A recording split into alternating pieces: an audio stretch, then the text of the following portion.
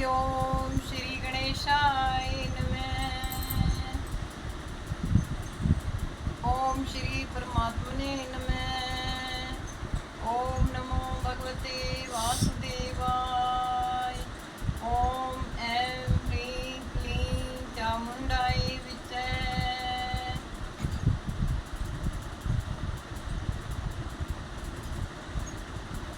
श्री देवी भागवत पुराण में से आदि गौ सुरभि देवी का उपाख्यान।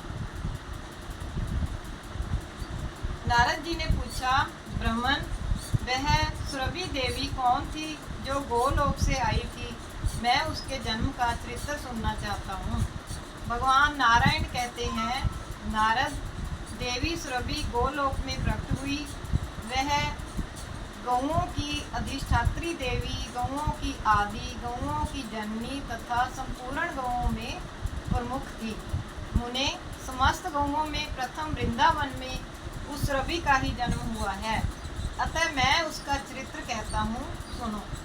एक समय की बात है, राधापति कौतुकी भगवान श्री कृष्ण श्री राधा के साथ गोपांगनाओं से घिरे हुए पुण्य वृंदावन में गए। कौतूहलवश थक जाने के बहाने सहसा किसी एकांत स्थान में बैठ गए और उन स्वेच्छामय प्रभु के मन में दूध पीने की इच्छा हो गई। उसी क्षण उन्होंने अपने वाम भाग से लीला पूर्वक सुरभि गौ को प्रकट कर दिया। बछड़ा उस गौ के साथ था, उसके थनों में दूध भरा था। उसके बछड़े का नाम मनोरथ था।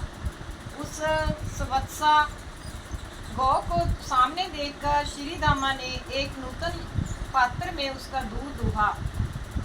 वह दूध जन्म और मृत्यु को दूर करने वाला एक दूसरा अमृत ही था। स्वयं गोपीपति भगवान श्री कृष्ण ने उस स्वादिष्ट दूध को पिया।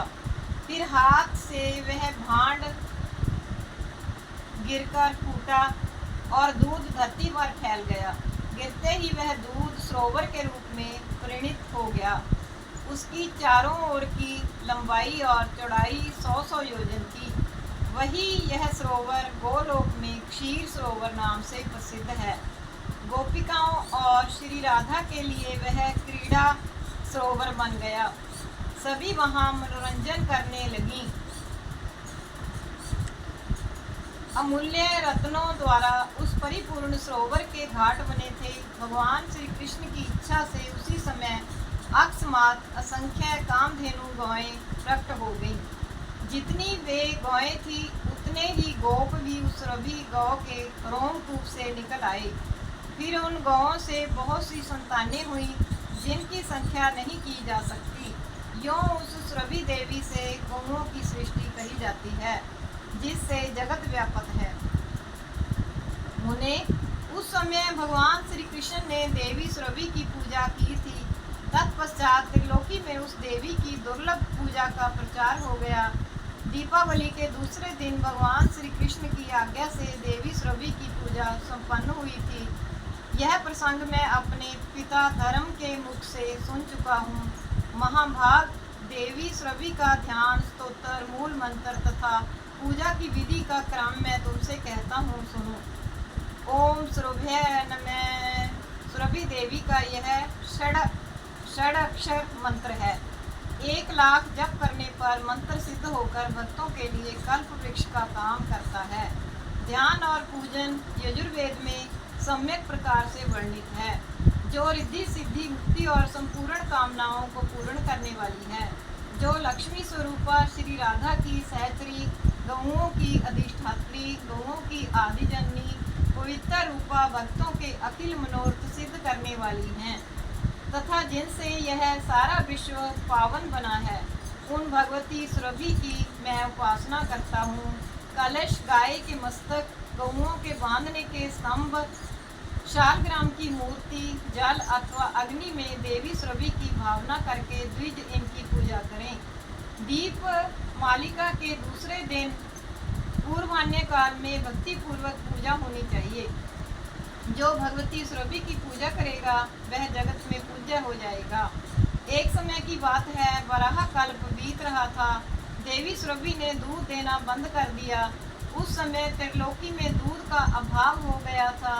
तब देवता अत्यंत चिंतित होकर ब्रह्मलोक में गए और उनकी स्तुति करने लगे। तदनंतर इंद्र ने ब्रह्मा जी की आज्ञा पाकर देवी सुरभि की स्तुति आरंभ की।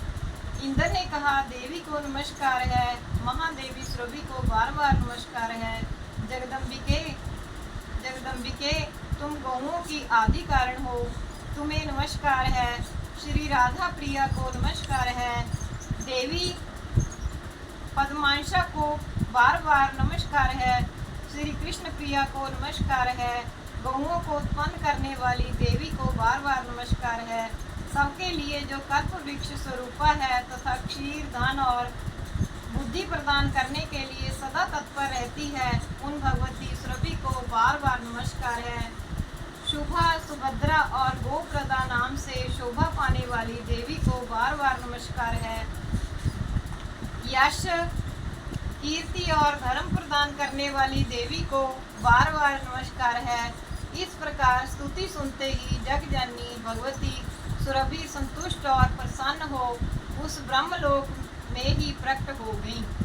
वह सनातनी देवी देवराज इंद्र को परम दुर्लभ अभीष्ट वर देकर गोलोक को चली गई। देवता भी अपने अपने स्थानों को चले गए। नारद, अब विश्व सहसा दूध से परिपूर्ण हो गया। दूध से घृत बना और घृत से यज्ञ संपन्न होने लगे तथा उनसे देवता संतुष्ट हुए। जो मानव इस महान पवित्र स्तोत्र का भक्ति पूर्वक पाठ करेगा वह गोधन से संपन्न प्रचुर संपत्ति वाला परम यशस्वी और पुत्रवान हो जाएगा। उसे संपूर्ण तीर्थों में स्नान करने तथा अखिल यज्ञों में दीक्षित होने का फल सुलभ होगा। ऐसा पुरुष इस लोक में सुख भोग कर अंत में भगवान श्री कृष्ण के धाम में चला जाता है। चिरकाल तक वहाँ रहकर भगवान की सेवा करता रहता है। पुनः इस संसार में उसे नहीं आना पड़ता। वह ब्रह्मलोक में ब्रह्मा जी का पुत्र होकर वहीं निवास पाता है। बोल कृष्ण भगवान की जय। बोल गौ माता